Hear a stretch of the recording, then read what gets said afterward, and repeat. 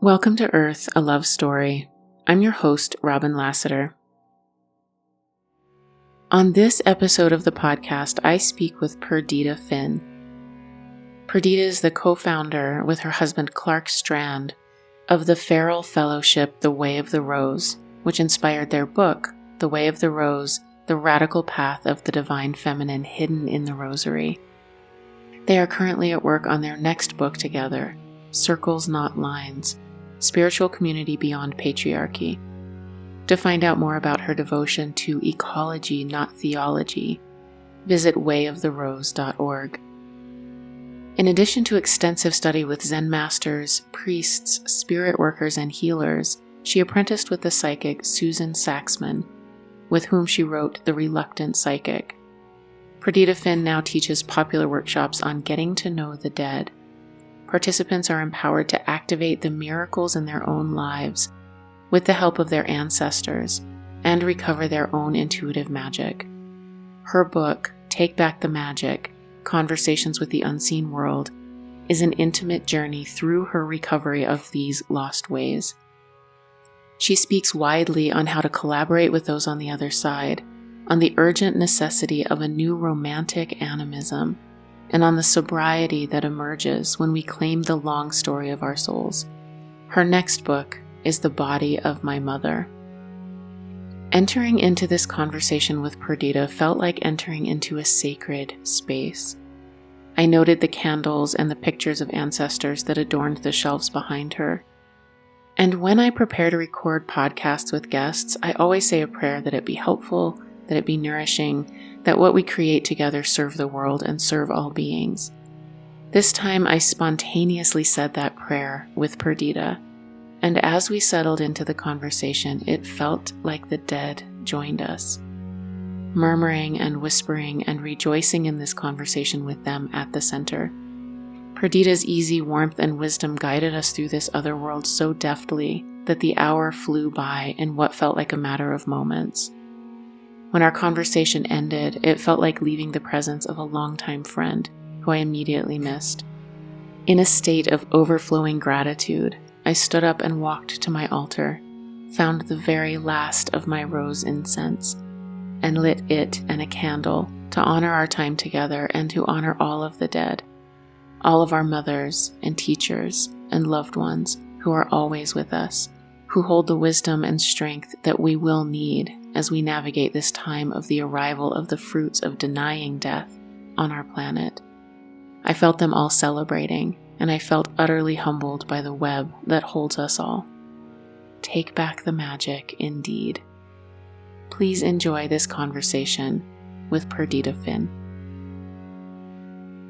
I reached out to you because I read your book, and I'd like to tell you kind of a story about how it came to me, because it was the magic for sure. So I first had a friend reach out to me who is a friend who kind of gets hits about things, but doesn't ever want to kind of push or intrude. So she kept sort of resisting and finally said, well, I'm just going to tell Robin about that. She really, really needs to read this book. And so that put it on my radar. I really pay attention when she says things like that. And then over the course of the next maybe 3 or 4 days, 3 other people reached out to me and said, you really need to read this book. And so I said, okay. I'm glad to hear that. Yeah, it really came to me. And as I was reading it, it was one of those books that an alchemical process started to happen. I had a lot of synchronicities. I had dreams arise, and ultimately a very cool experience that happened in the world that would not have happened had I not read your book, that I'm happy to share with you. I want to save that a little bit because it was such a big culmination moment, but we can definitely talk about it. So that's why I reached out. It was a profound book to me. I shared it immediately with my mother. It caused her to make changes in the way that she was, she has a little altar for her mom, and she added her father to the altar. Like it just touched us. So I'm so grateful that you're here and willing to talk. Thank you so much, Robin. And, I feel like I have a team on the other side who's my marketing team. So I feel like they're figuring out how to get it into people's hands. Love it. And I'm sure your father had a little something to do with that. Yeah. My mom's dad, I imagine. So yeah. Oh, okay. Yeah. So I'd love for you to share kind of your story and how you came to have these conversations with the unseen. I know it's a big question, a big story, probably goes back a long way, but anything you'd like to share about kind of your personal journey would be wonderful. Sure. Well, my book, Take Back the Magic, is one attempt to tell that story and to tell the story. We're all having conversations with the other side. Definitely we're having them in our dreams, right? Last night I had a dream, I'll tell you. And in it, I'm with my daughter in a room, and we are Airbnb-ing our room from someone who lives in the room downstairs, a young man who I can almost see. And we come down to thank him for the room. And as we come downstairs, I realize he's my son. Mm-hmm. And I think, isn't that strange? I didn't give birth to him in this life, but he's still my son. And I woke up from that dream and I thought, oh, there's someone who is my son in another life who's about to show up. And I have to be prepared for that. And I have learned to listen to my dreams as conversations with the dead. And I have felt nothing but affection and delight in this dream for this young man. And then I thought, oh, okay, that's how you can have a son you didn't give birth to in his life, and you can forget about him. But we're all forgetting about each other's relationships from the land of the dead. 13 years ago, in a time of tremendous crisis, met a woman, a psychic, a very powerful psychic. I wrote a book with her called The Reluctant Psychic. And she is an astounding oracle. As a child, she had to train herself to tell the living and the dead apart. And my experience when I went to her was that the dead were real. And I had been in conversation with the dead, and I'd been cultivating a relationship with them and cultivating my spiritual experiences with them. But she gave me a confirmation that what I was doing was real. And I suppose that my work is about trying to empower other people to trust the conversations they're already having with the dead. I tell a story about my mother, who was an atheist, a bohemian, modern lady. And one night coming into her bedroom and realizing there was a whole wall with nothing but pictures of the dead, and that she muttered to them and talked to them all the time. She had an ancestor altar. She didn't call it an ancestor altar. If you had asked her what she was doing, she would have said, I'm talking to myself. But in fact, when she was dying, all those ancestors showed up to be with her. Yeah, really beautiful. Thank you. Thank you. I'm familiar with that turn from communicating with the unseen world and feeling the aliveness of it, but needing to compartmentalize it and push it away and separate it. And then there comes a moment when there's something that happens where the toothpaste cannot be put back in the tube. Exactly. And it used to be, it used to be a ubiquitous experience for all people. That was what guidance was. I often say that the opposite of God is not goddess, but everything. That our ancestors experience the animate aliveness of the world, that the dead and the living were always changing places, and we're all available to each other for different perspectives. And one of the reasons I love a conversation is when there's always the living offer different perspectives and the dead offer a really different perspective. Part of my work is to try to see with the eyes of the dead while I'm still alive. Oh, that's absolutely beautiful. That really came through for me in your book. The holiness of death is a huge thing for me. It's what makes us alive, is the fact that there is a death. And as you express it in your book, that we're living among the dead. We're walking on the dead. We're walking with the dead, that it's as close as breath. Really, really came through with your book. And I also love the very grounded way in which you coach people to interact with the dead. It's not something that we already don't know how to do on some level. All of this is you can do on your own. People often ask, sometimes people have asked me, what are your credentials? Where's your diploma? What program have you mastered the various steps of? And I say, well, I've been talking to the dead for a number of decades, and they've been my teachers. And you can really trust the dead to be your teachers. They're not going to steal your money. They're not going to try and sleep with you. They're not going to tell you to abandon your family. They're going to be pretty careful and loving with you. I often say I'm very frightened of the living, but I'm not very frightened of the dead. And in fact, civilization has been a 10,000-year experiment to get us to forget about our relationship with the dead, and to be frightened of them, and to not seek their guidance. So we listen to and obey authorities of all kinds. And it's very radical and powerful. It can take an act of courage to begin to reclaim these conversations in a culture that once burned women for doing that.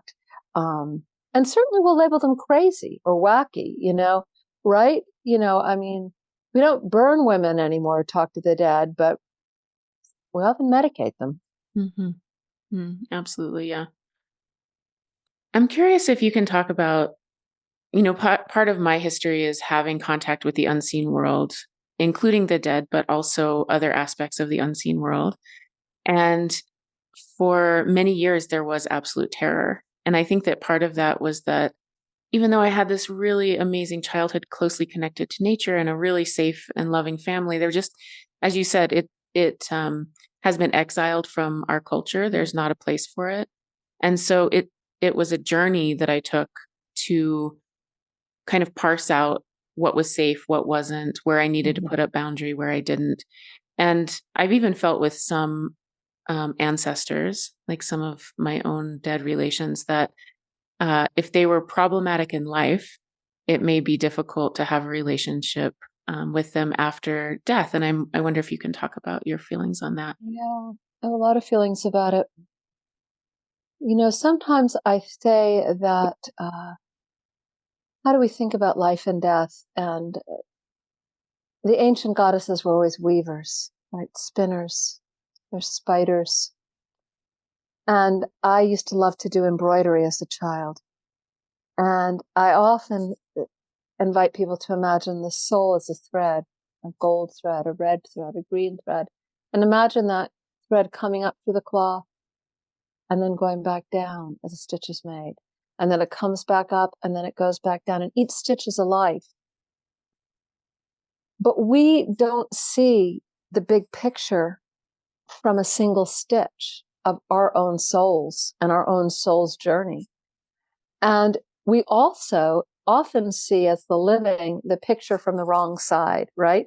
We see the jumble, the mess. If you look at embroidery from the wrong side, it just looks like a jumble, knots, frayed threads, mess. But if you look at it from the other side, picture emerges. And I think that when we die, we get to glimpse the picture from the other side. We get to see the long story of our own souls. We get to realize the ways, and I often talk about rebirth and renewal. I believe that we don't have just one life to get it right. I believe that there's not one stitch made with that thread, but thousands and millions of stitches, all entangled with other threads. And what happens when we see the big picture and the long story of our souls? What happens to the person who and most civilized people are living in denial of that long story. To be a civilized human being is to live in denial of the long story. And I think when we die, that's why I say I want to see with the eyes of the dead when I'm alive. I want to know that the man I meet, maybe at the health food store, maybe at the party I'm going to tonight, has been my son in another life who showed up in my dream last night. And to acknowledge the mystery of that connection and that intimacy. What happens when we begin to realize that every soul we meet has been our child? So that when we are dropping bombs on another country, we're dropping them on our own children. when we're cutting down a forest and clear cutting it, we're cutting down our own mothers and grandmothers. What happens when we live with that kind of radical intimacy in the world? And I think when we claim the long story of our souls, we begin to live with that kind of radical intimacy. So how does that affect our difficult ancestors, the monsters in life? My psychic friend often says that the first thing a lot of people say when they die is, oh shit, they hadn't got it. They missed the point. And they'd been living like nothing mattered, nothing mattered. It turned out everything mattered. And everyone mattered. Every soul mattered. Every being mattered. Every creature mattered. And so I think a lot of souls, when they pass through, human souls, not animal souls or plant souls, but human souls, there's this feeling of, I need to make amends. I screwed up. And we can give them opportunities to make amends. Now, I do a lot of teaching about this, Robin, and this is not an easy journey, and this is something I work with people in very, very deep ways, but I don't think we have to offer the dead our forgiveness. But I do think we can offer the dead an opportunity to engage our forgiveness. And my book is about my rage at my father after he died and how he began showing up in my life. So I'm going to tell you a story this has just happened. I've written this story about healing with my father and the miracles he brought through for me and all the ways we healed after he died, right?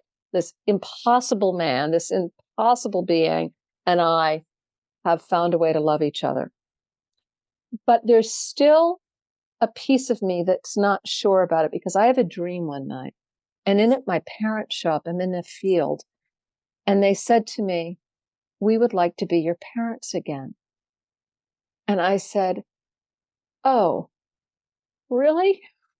I don't know. I mean, like, cool with you guys.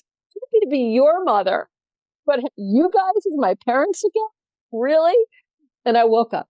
I thought, wow, there's still a place in me that's angry at them. And a piece of me that was angry at them was about how they had treated my sister, which I do not write about in my book. I had set each of them, my sister the year before had ended up on dialysis, and I had set each of them on my sister's kidneys, which were failing. And it hadn't mattered. She'd ended up in full kidney failure and on dialysis. The day after this dream, I went to my parents and I said, I think I don't trust you to be my parents again. And I don't know what you would have to do to make it up to me, but something. And I got a phone call from my sister. She is one in a million patients who has just been taken off dialysis because her kidneys have fully healed. And I looked at my parents, they're there up on my altar, and I said, okay, you win.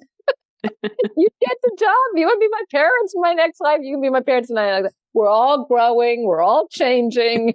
We're all making amends. And I've seen this happen again and again and again. You know what I mean? I've seen people who were really angry. I once sat down with a woman who had been abused as a young child by two of her cousins, terribly. And they were now dead.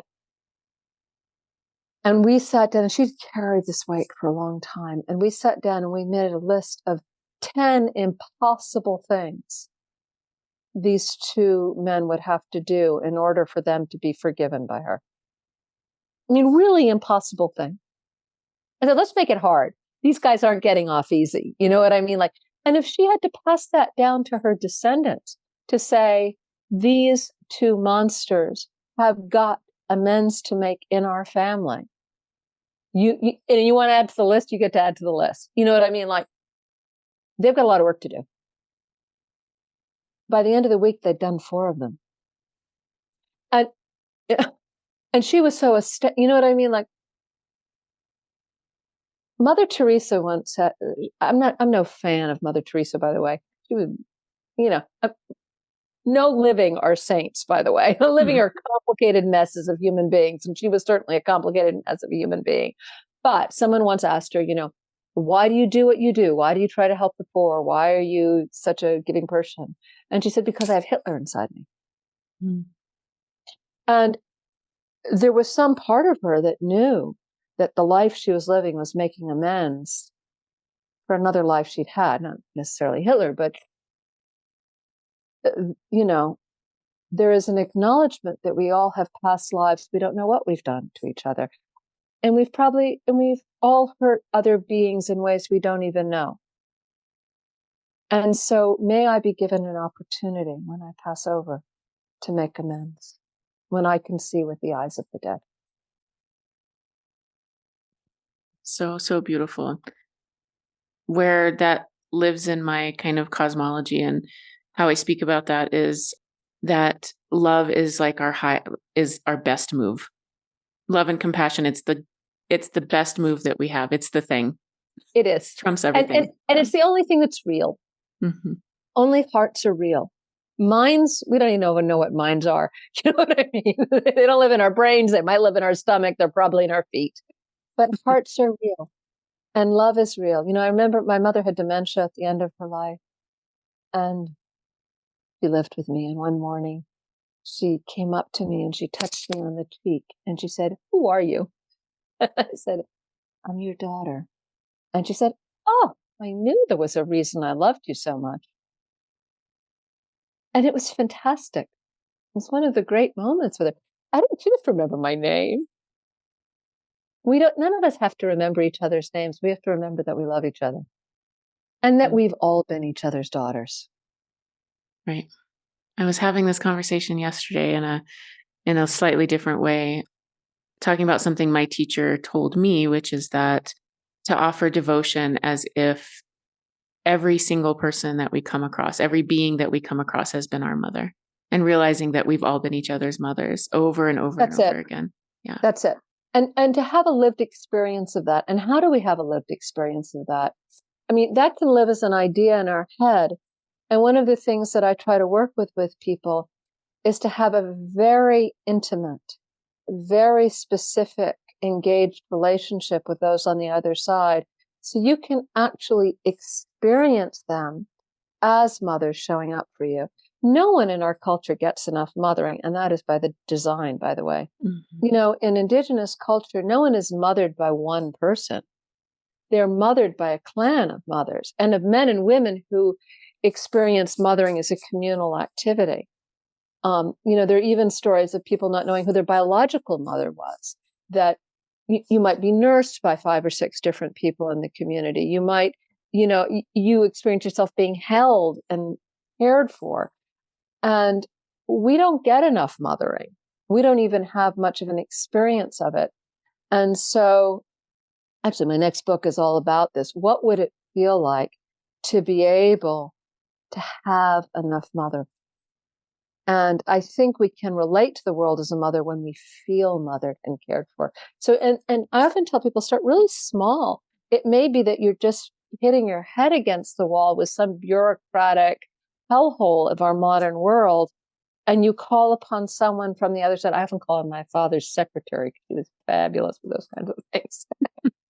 And when help arrives, miraculously as it often does, it's so amazing. I do this 2 moon cycle prayer period that I do. It's called the 54-day novena. I call it 2 moons, 1 prayer. And I always assign someone from the other side to be my guide during that time. And this novena, which covers my birthday and the new year, I am praying for a jubilee year, a resetting of all karmic debts. Big ask, right? Like a jubilee year was in ancient Judaism, a year when all debts were forgiven. Slaves were freed, land was let to go fallow, anybody who had debt to anybody else forgiven. In fact, it was what Yeshua was invoking with his prayer when he said, "Forgive us our debts as we forgive those who debt against us." He was calling forth a jubilee year, and that the great karmic reset. So I'm praying for a great karmic reset. I thought, who's going to be my guardian from the other side for this? I don't don't know, I'm thinking it's going to be a grandparent or some big. Well, there was this little old man who was our neighbor when I was a child. You know, he was one of those guys who wore his trouser pants like up to his armpits. You know, he was very old and he was very funny and he was a little out of it. He was kind. He was a benign presence, but he always used to tell these long, impossible to follow stories, like endless stories that you couldn't make any sense of. And they would always end with like, and Tiff knew Buffy, who knew Skippy, who of course knew Dave, who went to Williams. And it was like a joke in our family. We'd say, like, who went to Williams? That's always the punchline of every story. And then, of course, the great punchline was, I went to Williams. Right? Anyway, I decided to call on him for help because he'd been a banker. And I thought, who better to forgive karmic debts than a banker? The day I began the novena, I was forgiven a debt I'd forgotten I had in the mail. It came an announcement about it. It said, you've been freed of this debt. And then a friend of mine from high school I hadn't heard from in 45 years wrote to me to ask my forgiveness for behavior. It's astounding. Mm-hmm. Do I feel mothered by this little old man who went to Williams? You better believe it. Right. Mothering isn't an abstract idea. It's this very specific, intimate care. Really, really profound. Thank you for all of these also very intimate stories with these details. Thank you for that. Thank you for telling the stories of your life in this way. It's really beautiful. Well, thank you for acknowledging that. You know, I'm kind of naked and out there these days. Yeah. Same. I hear you. Yeah. You know, what this is calling me to, one of the things is Frances Weller's book, this beautiful book, The Wild Edge of Sorrow. Are you familiar? Oh my gosh. But it's a beautiful title. It is. It's so beautiful. It's about grief. Grief is definitely a big part of my work. And as you're talking about how we lived as humans for such a long time, being mothered and cared for by the entire village, I'm thinking of Francis Weller. He talks about the 5 gateways of grief. And one of them is the things that we expected but did not receive. And that is what he's talking about, that we expected to arrive in a village. We expected to arrive in a community. And so I would like to ask you broadly about grief, since you work so closely with the dead. And to me, that also leads us directly to the goddess, who I really want to talk to you about as well. So that's my setup. Well, let me talk about grief and the sorrowful mother. And, you know, we're the only animals who live who live inside of objection. And my great grief, you know, there's the grief at the passage of someone we love to the other side, of course, right? Like, my mother has been dead now for 21 years. What I wouldn't do to be able to pick up the phone and call her or just reach out and hold her, right? Mm-hmm. There's always that hurt, right? Like, I feel her intimately beside me, but I want her body back. You know, we love people, and love is a dance that includes, you know, joy and sorrow. We're coming and going all the time. My husband and I, you know, there's just not enough time to love each other. We've been married 30 years and one of us is going to die first. And our prayer is to find each other as teenagers the next time around. You know? Can we do it? Have some more time. More time. And when we love people, you want more time, right? I sign up. I want to, you know, my parents asked to be my parents again. We love you. I want to find everyone I love again. And yet it's like one of those country dances where we're always coming and going, right? And that's a natural grief. That is the natural grief of beings incarnating, dancing through life and death. Nature is change. Nature is not nostalgic. Nature is always making new things out of old things. Things die so new things can be made. That grief is part of the dance. And it has a sweetness to it. But there's another kind of grief. And that is the grief and the horror at what we've done to each other as human beings. And that is an unnatural grief. And that is, we are the only species that makes each other homeless. We're the only species that, dies in our own filth and addiction. We're the only species that bombs each other, right? And murders each other and creates serial killers. And what is going on with us? What's the matter with us? People sometimes say, I want to call forth our humanity. I'm like, oh my God, no, I'd rather be a bobcat than a human being. You know what I mean? Bobcats are a hell of a lot nicer than human beings. Call forth my inner bobcat. But my grief at what we do to each other and what we're doing to every other being on this planet. We're in the middle of the 6th extinction of all life on this planet, and we are the cause of it. That's a grief that is profound. I work with what people experience as the Christian mysteries, but I'm not Christian at all. I'm not even interested in any religion. But those mysteries are related to the mystery traditions of the Mediterranean.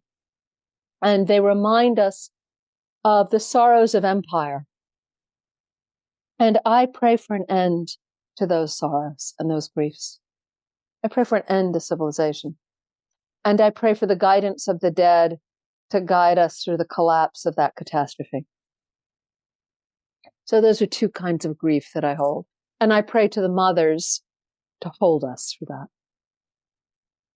Yeah, in my connection to the unseen world, the unseen beings that I'm in connection with told me to write this book. And I was just like, I think that's the craziest thing. I can't believe I'm being told to do this. And one of the things that, as I was writing, I realized was that I had sort of a similar idea, and the way that I phrase it is that there's a natural suffering that makes sense, that is woven into who we are on the planet. It's loss and it's birth and death and all of that. And then there's a dumb suffering that that is not necessary and that we do to each other. And that is the thing that truly shatters us. On some level, we know, even if it's deep, deep in our bones and our culture doesn't really hold it anymore, we know how to be with the grief of loss of a loved one. Even if, I almost hate to say that, because I'm thinking of people who are suffering with that loss and don't have the village around them, don't have community around them, which is what it used to be. We would bear this all together, and we have sort of forgotten how to do that. But deep in us, we remember how to do that. This other kind of suffering is something else. And one thing that I loved in your book and that I immediately integrated is this idea that it is our contact with the unseen world, with the dead and with these other beings, that can help us move through this time of the meta crisis and emerge. If we can integrate their wisdom, as you said, they're not going to take our money. They're not going to do these other things. They have a completely different perspective. They can see from the other side of the cloth and can give us a different idea of how to move through these crises. That made me really hopeful. Yeah, they've done climate change. Mm-hmm. They did the Bronze Age collapse. You know what I mean? Like, oh yeah, we've seen it. Yeah, we remember that day. There was a day when half of the Mediterranean was ocean and half of it wasn't. And on a single day, the earth shifted and walls of water a mile high poured into the other half of the Mediterranean. Mm. Okay? So as I said, like, we remember that day. We can get you through stuff. We did that, we can do this. And that's the thing that's also hopeful to remember about death with our ancestors. One of my very favorite books, I talk about it a lot, is Tyson Yunkaporta's Sand Talk. Do you know it? I don't. Mm-mm. He's a Aboriginal teacher, and it's a beautiful book. And, he says in his culture, your great-grandmother dies and is reborn as your child, and you know that. And in that world that you're going to be reborn into, you behave very, very differently. I had a moment with my father really profoundly recently. And suddenly I found myself praying for, he'd be 13 now, praying for that little boy to feel my love, blessed wherever he was, held, just loved. But the dead will guide us. The dead know how to do climate change. They know how to do species collapse. They've done 5 other planetary extinctions. It's nothing new. Right. You think this is bad? Right. Let me tell you about the 30,000 years it rained glass after the meteor struck. Really. Everything dies. Every single thing dies. Stars die, planets die, trees die. And it's not a mistake and it's not a failure. You see these kind of techno narcissists today saying, we're going to figure out a way to live forever. And they also want to stay up forever. They don't want to sleep. I love to sleep. And somebody seems to leave one life too early or too soon, but we don't know what life they're arriving on time for. My prayer is to find my husband again as a teenager. So I don't know what that's going to look like. How does that play out? We found each other in this life. And we have the experience of having been together before. Everyone in my family does, which is a lovely feeling. Yeah. I'm so transported, I have to say. I'm just like in this sort of spell space with you. And it's such a nourishing, beautiful conversation just to have this as the ground, just that we are so interconnected. My journey brought me to the long self. I didn't have that as a point of awareness until I went through this journey, until I came back to where I grew up, back to the land where I grew up, back to living close to my parents. I call us a village of 3. We're living in this. Where do you live? I live in southern Colorado, middle of nowhere. I grew up in a dome, a geodesic dome that they built. They were back to the lander hippies, grew up off grid. And I left and went into the world because that's what people do. So I've moved 32 times. I just went looking. And finally, after a great grief in my life, which was just the death of a timeline, the death of a relationship that I had poured a lot of my life into. So after the death of that, all of a sudden on the other side of that threshold, I realized that whatever wealth is, whatever abundance is, it exists in this land that raised me and with these people that I will miss when they're gone and that will be dead. And so I came and built a little dome on the other side of the valley. And it's, the world, I had to work with some kind of internalized shame about like, oh, you're going back home, you're going back to live with parents. And so I worked through that because the world says we're not supposed to do that. But my long self knows this is exactly what I'm supposed to be doing. And that I can go, any of us really can, those of us who have the privilege to can go anywhere in the world, kind of live anywhere that you want. I like I said, I moved 32 times. Now all I want is to learn this space, like this spot, this forest right behind me, this land, these people. It's the most, I couldn't imagine being more wealthy, having more abundance than just that. Well, first of all, I just want to shout yes, yes, yes. I often say the most radical act of defiance in this culture is for mothers and daughters to refuse to be separated from each other and to understand their solidarity of kin. And we have forgotten the power of drawing kin close and that it really matters, right?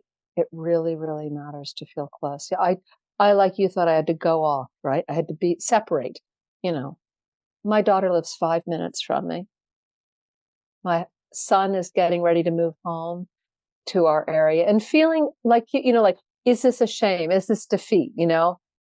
But he wants to be home with his family and to know what that means and the wealth of that and the tradition of that is really important, and to be rooted in land. The Surgeon General in America recently said that the greatest disease in America right now that's killing more people than any drug, than any substance, is loneliness. Right. That's what I needed, a family. I needed a family. Of course. We all need family. And when I did, it situated me in my long self. I became aware of the long story. It just going one generation back, just beginning to thread that lineage, because I don't have children. So but beginning to connect to a lineage was. You don't have children in this life. In this life, right. That's right. Yeah. Sometimes we need a break. Right. Thank you. I will take that. Yeah. My grandmother had 6 children. I think in this life she may have, right. Thank God for birth control. Right. Yes. Yes. I will take that. So talk to me, if you would, about the goddess, because one of my experiences with your book that was completely unexpected was her arrival. And I have to say, I don't think that you can see it, but in this dome, one of the things that happened was that I got a lot of communication about the symbols that are placed here and that are part of this. And one of them is the rose. So if you'd like to talk about the goddess, and I know you do work called the Way of the Rose. I don't know exactly what that work entails, but anything you'd like to share about that would be very welcome. Well, my husband and I wrote a book together called The Way of the Rose, The Radical Path of the Divine Feminine Hidden in the Rosary. And that book is about our recovery of the Rosary as a pre-Christian, pre-religious spiritual devotion to the Mother. And in fact, beads have been found that are over 100,000 years old. They're one of the oldest objects people have ever made. And making a bead is a lot of work. It's not like an easy thing to do. If you make a bead out of stone or shell, it takes a lot of care to do it and to get it to be threaded. And it wasn't just clearly for adornment. If anyone who's listening has a button or a bead they can hold on to and roll it between your fingers and notice how it makes you feel just for a minute. And even if you don't have anything, just imagine rolling a bead between your index finger and your thumb. You may begin to notice your whole body shifting. And do you know why that is? Do you know why that gesture is so supremely comforting? I do not, but I feel it. As you described it, I began doing that with my empty fingers and my whole body relaxed. So I would love to hear. Your whole body relaxed. It is one of the oldest spiritual gestures in the world because it is the spiritual gesture of the primate, of the ape. It is what we do with our fingers. We reach out for our mother's nipple and we rub it between our fingers and the milk flows into our mouths. And so when human beings were in crisis or anxious, the thing that made them feel better was to hold on to the nipple. And they began making beads.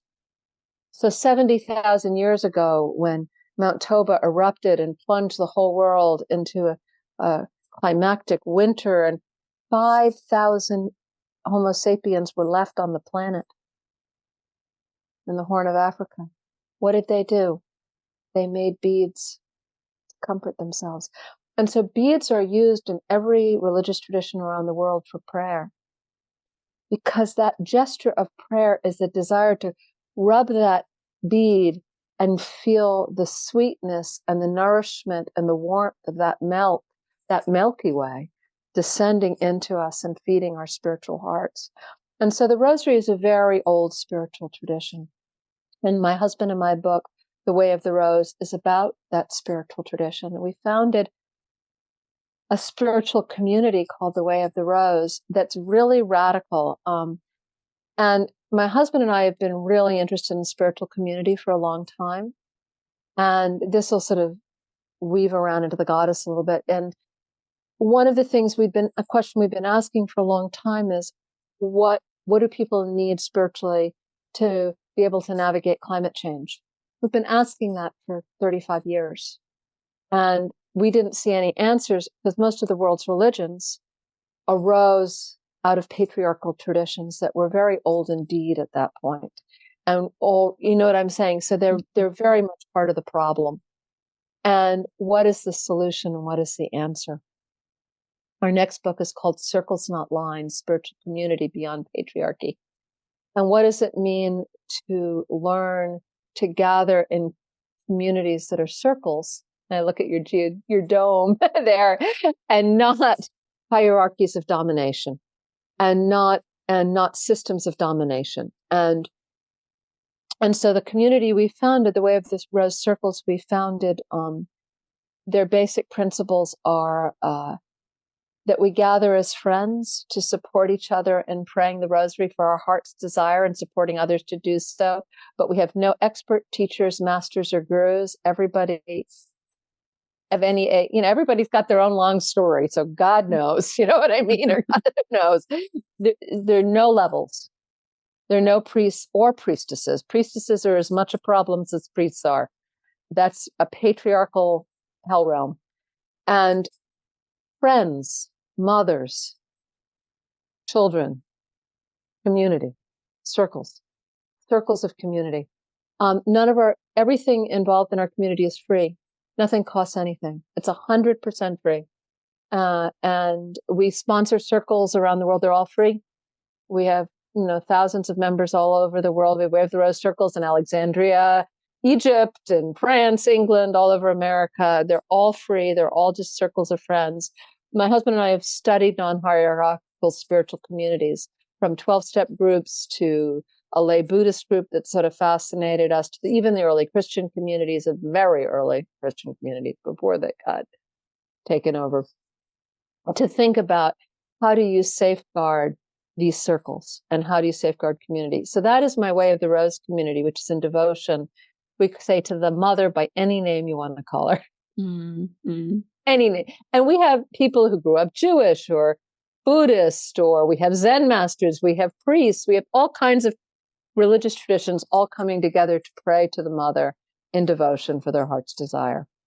So that's our Way of the Rose community. wayoftherose.org. You can find out more about us. Amazing. We're quite anarchic.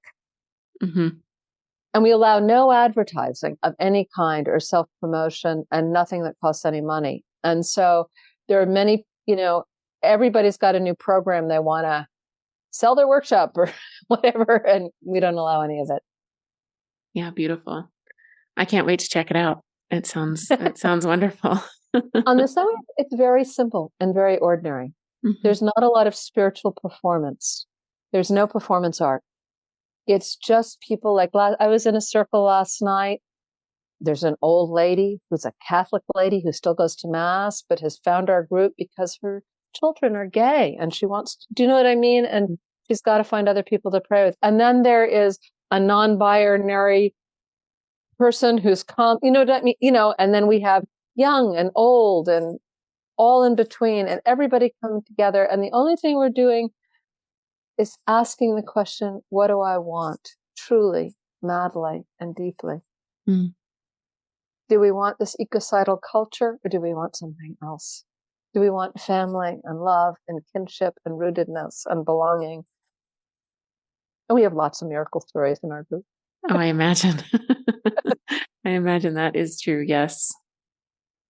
I'll tell you the unexpected path that emerged as I was reading your book that has to do with the goddess. So again, I was reading your book and had the experience several times of having already read it. And I was very confused. I thought, did I skip ahead 30 pages? Like it kept happening over and over. And finally I surrendered to it and said, something's happening here. I'm just going to be with it. You know about time loops?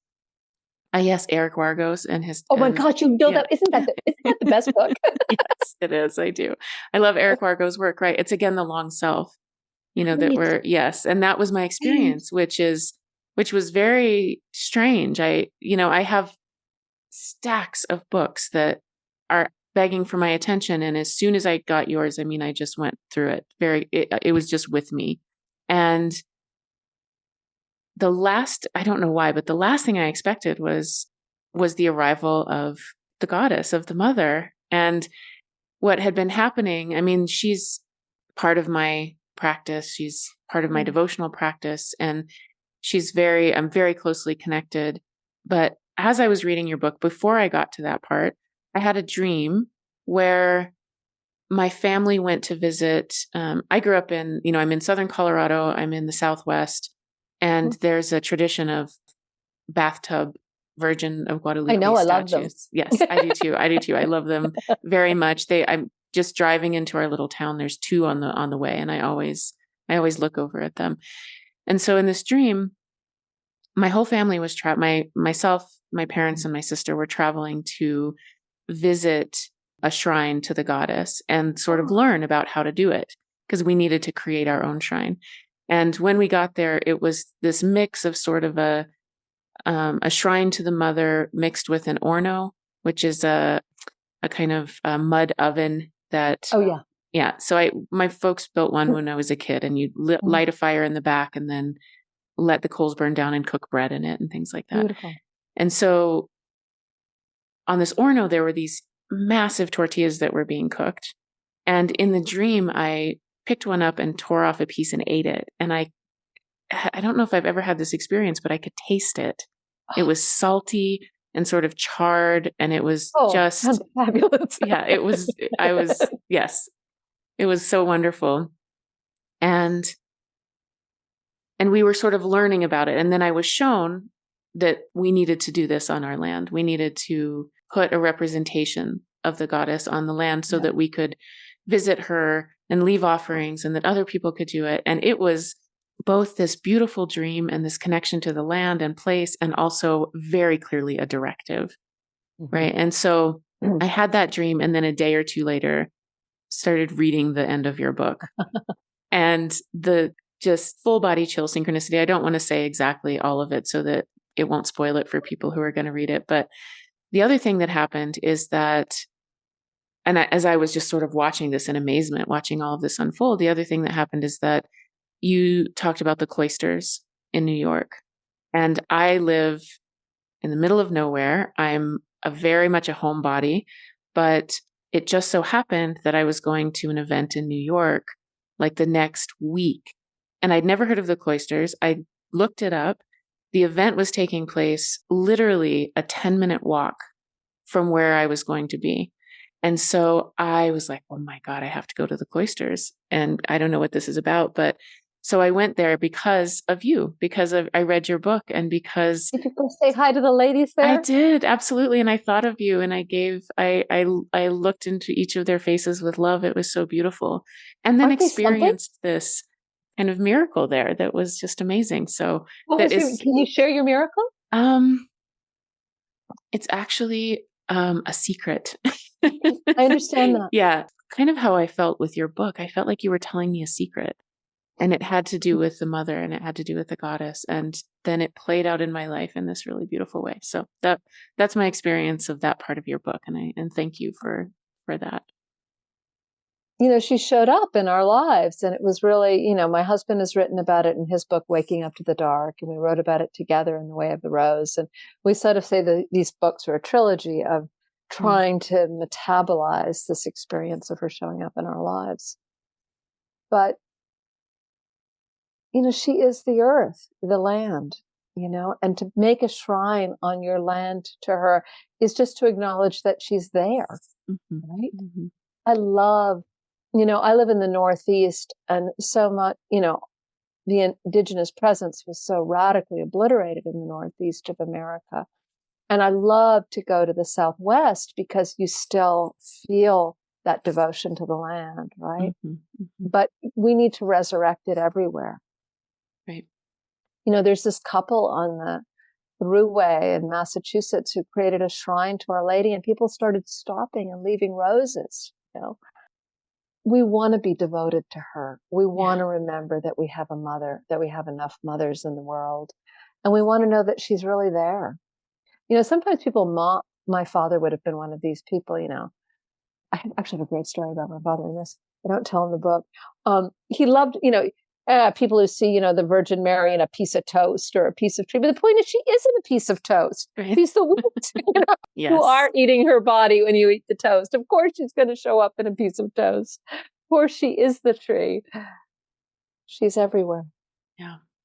Something that just as I was realizing as I was reading your book about the dead, that they are with us and they're everywhere. And it sort of takes an unveiling of our own ideas and our own kind of armoredness and guardedness and our own numbed and kind of deadened parts that we've had to adopt just to survive the world as it is. And when those things start coming back to life, then we see everything. We're not doing a very good at surviving. And one of the things that can be a great place to start with the dead is, I often say, you don't have to believe anything. Mm-hmm. Give yourself an experience that transforms your understanding of the belief sphere. So ask for help. Start small. I had a woman in a class of mine, and I told everyone to ask for help, but start really small and practical, so it didn't feel too scary. And she needed wood chips for her garden, and apparently all the wood chips were out at the local garden supply store, and she couldn't find wood chips. And there was a drought, and her trees were drying. And she said, so she had this old uncle, Nino, and she said, Nino, get me some wood chips. That's easy. And she put his picture out on the altar, said this, and walked into the other room, and she heard a noise, and she looked out the window, and there was a truck backing into her neighbor's driveway, piled high with wood chips. And she ran outside, and she said, what are you doing? He said, delivering wood chips to your neighbor. She said, do you have any extra? He said, sure. Can you pay me now? She said, yes. And it was that instantaneous. And the look on her face was, Mm-hmm. ask for something small that you really need, and watch how, the classic, of course, is people ask for a parking space, oh my God, help me find a parking space in New York, help me get a human being on the phone, help the test be negative. And I think that when we build a foundation of faith by asking for help, but we've been trained in our culture not to ask for help. Mm-hmm. Right? And that's what makes us feel so desperate and lonely and hopeless. Have the miracles become ordinary yet? Oh, they never become ordinary. I can't believe it. I mean, my sister getting off dialysis? Really? That's, I'm stunned, right? Yeah. Like, I can't believe it. Every night I hear people's miracles, and I just can't believe it. I'm always like, oh my gosh, this is real. Getting a letter in the mail that I had a lien against my house for a debt, and it's been removed the moment I asked for it to be removed. I mean, I'm getting that email from a high school friend out of the blue. Mm-hmm. But we have to ask. And, I often say that working with the dead is as easy as making bread, thinking of those tortillas. You just mix up, your cornmeal or your flour and your water and spread it out on the stone, and there you go. But there's an art to it, right? And there's a sense of timing, and you have to know how to get the stones to the right heat. And so we do need friends to help us learn how to pray again. We've lost the culture of prayer. And we do need to learn how to speak the language of the dead and understand the timing of the dead, right? This journey began by asking, my daughter was really sick, and the doctors couldn't tell us what was the matter. And we had spent all our money trying to get her better. We had no more money left, and we lost our jobs.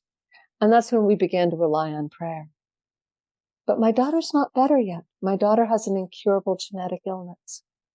And we have learned a lot about prayer, navigating this illness as a family. I am still praying for a miracle of healing for her.